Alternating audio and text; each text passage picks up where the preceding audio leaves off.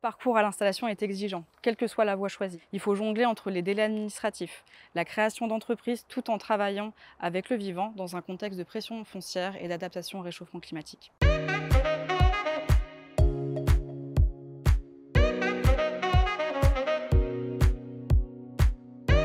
m'appelle Laura Martinet, je suis conseillère installation, j'ai rejoint l'équipe récemment et je suis basée à Moirans, c'est le lieu pour démarrer son parcours à l'installation. Notre mission est d'aider les porteurs de projets dans leur projet de création d'entreprise. Donc on accompagne toute personne issue du milieu agricole ou non qui a un projet de reconversion ou de création d'entreprise.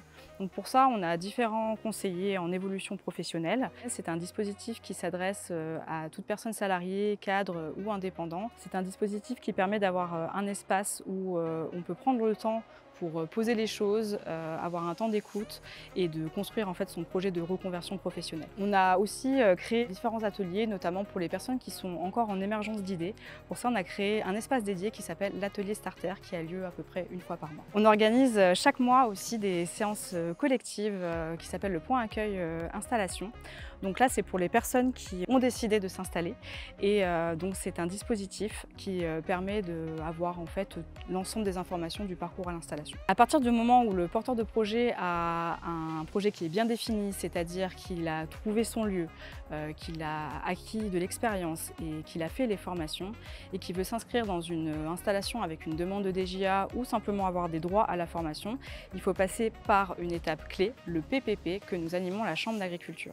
C'est une étape clé agréée et validée par la DDT pour évaluer et compléter ses compétences, suivre des formations adaptées et préparer le plus sereinement possible le lancement de son exploitation. Mon défi quotidien, c'est de bien connaître l'écosystème agricole local, ses filières et ses réalités, pour pouvoir m'adapter à la diversité des projets que nous avons en Isère et les orienter vers le bon partenaire au bon moment. Cela demande de faire une veille continue sur plein de sujets et de savoir m'adapter à la réalité de chaque porteur de projet. C'est aussi de savoir conseiller techniquement et économiquement les porteurs de projets et de les accompagner dans leur montée en compétences. Cela implique de les aider à définir leur activité agricole cohérente avec leurs aspirations et s'assurer qu'elle soit aussi économiquement et socialement viable.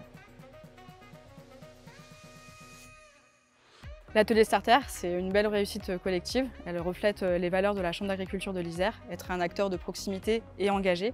C'est un moment où les porteurs de projets peuvent s'exprimer, poser toutes leurs questions, créer du lien, faire de belles rencontres et clarifier leurs idées. Concrètement, en quelques heures, on voit déjà émerger des projets agricoles solides.